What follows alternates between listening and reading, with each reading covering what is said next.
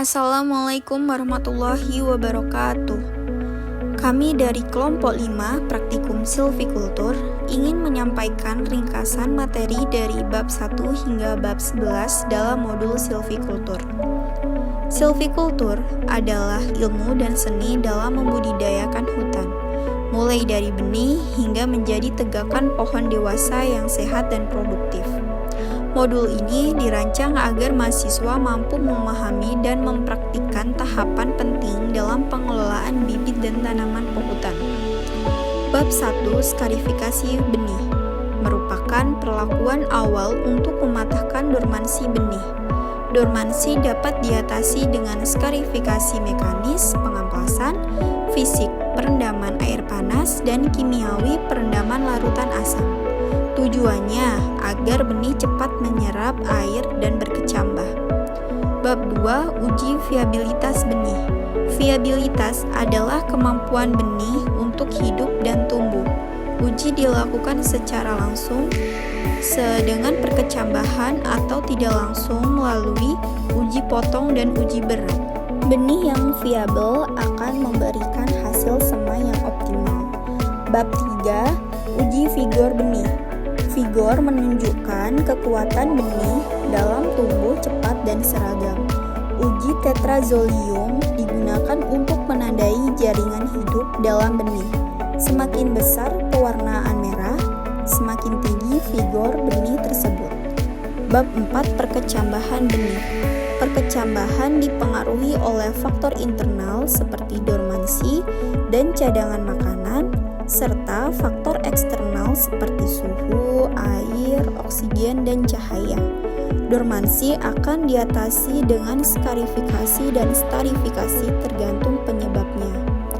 Bab 5 Pembiakan vegetatif meliputi teknik stek, cangkok, sambung, dan okulasi. Metode ini digunakan untuk memperbanyak tanaman secara klonal tanpa biji, mempertahankan sifat unggul induk, dan mempercepat produksi bibit. Bab 6 Media tumbuh semai.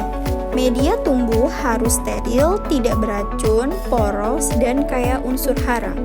Kombinasi terbaik biasanya adalah campuran tanah, sekam, dan pupuk kandang. Media yang baik mendukung pertumbuhan akar dan batang semai. Bab 7 Kontainer semai. Penggunaan polybag dan gelas plastik berfungsi menjaga akar tetap utuh dan saat dipindahkan. Ukuran kontainer mempengaruhi pertumbuhan semai. Kontainer juga mempermudah penyapihan dan transportasi bibit. Bab 8 Rancangan persemaian dan kebutuhan benih.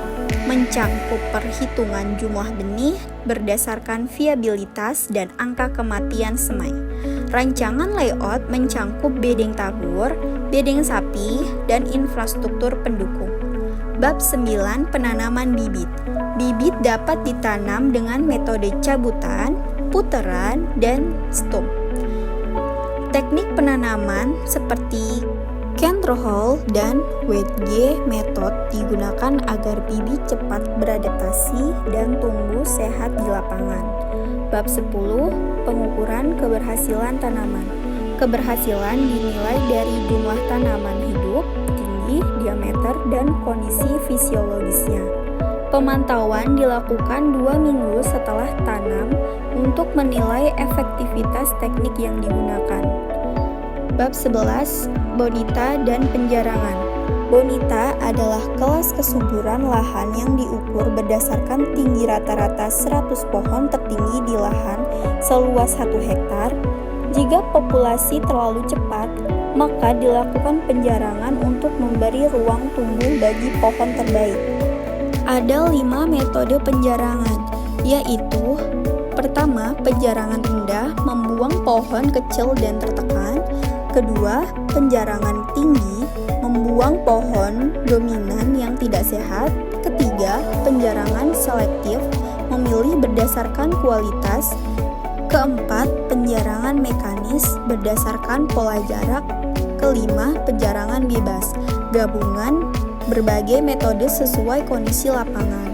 Demikian ringkasan materi silvikultur dari bab 1 hingga bab 11 yang dapat kami sampaikan. Semoga ringkasan ini bermanfaat dan menambah pemahaman kita tentang pentingnya pengelolaan bibit dan tegakan dalam kehutanan. Terima kasih atas perhatiannya. Wassalamualaikum warahmatullahi wabarakatuh.